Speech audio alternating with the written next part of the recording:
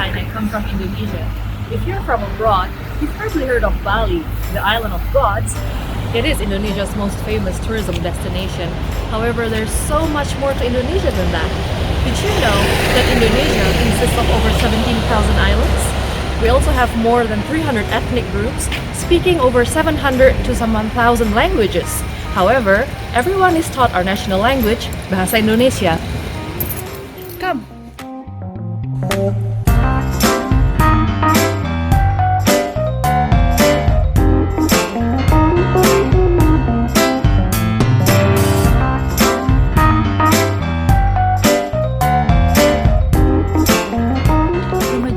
The population of Indonesia are Muslims. In fact, over 86% of the population are Muslim. With a population of over 273 million, that comes up to 237 million Muslims in Indonesia, which makes Indonesia the largest Muslim country in the world. Did that surprise you? Most people would think that the largest Muslim country in the world must be in the Middle East.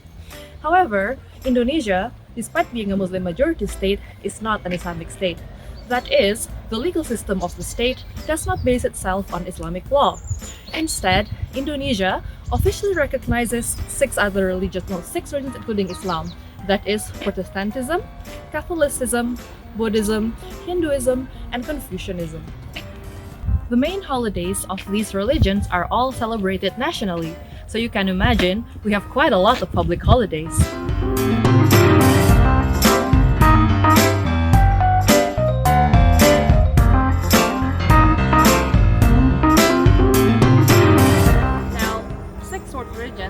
May already sound like a lot, but there's still a lot more to Indonesia's religious diversity than that. Indonesia is also home to other religious groups, even though they are not formally recognized by the government. For example, the Baha'is. Did you know that Indonesia also hosts over 100 indigenous faith groups? Now, the delineation between religion and faith groups are not as clear-cut as one might think. For example, there are traditions carried over from indigenous faith groups into Islamic practices, such as doing pilgrimage to your ancestors' graveyards. You will not find this custom in the Middle East, for instance. There are also heritage from the indigenous faith groups that are now viewed as purely cultural practices and are actually shared between different religious groups in Indonesia, creating a unique mosaic of faiths, cultures, and traditions. Unfortunately, the plethora of religions in Indonesia does not come without its challenges. Indonesia is sadly no stranger to interreligious conflict. Well, managing such religious diversity must be a challenge to any government, really. Now, the Indonesian government puts serious effort into fostering interreligious harmony. For example, there is the Forum for Interreligious Harmony, which exists at the national, city, regency, and even village levels, and they are tasked to actively encourage and foster positive relations between different religious groups. Indonesia also puts effort into fostering interfaith dialogue, whether at the national or international level. In doing so, Indonesia partners with friendly countries and international organizations.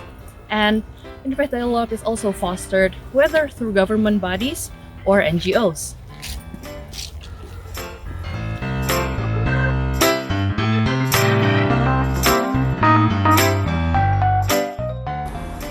But it's not just the government's work, of course.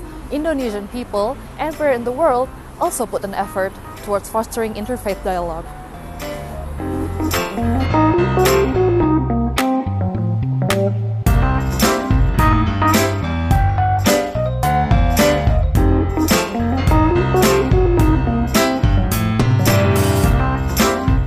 effort is true to Indonesia's national motto, Bhinneka Tunggal Ika, or Unity in Diversity.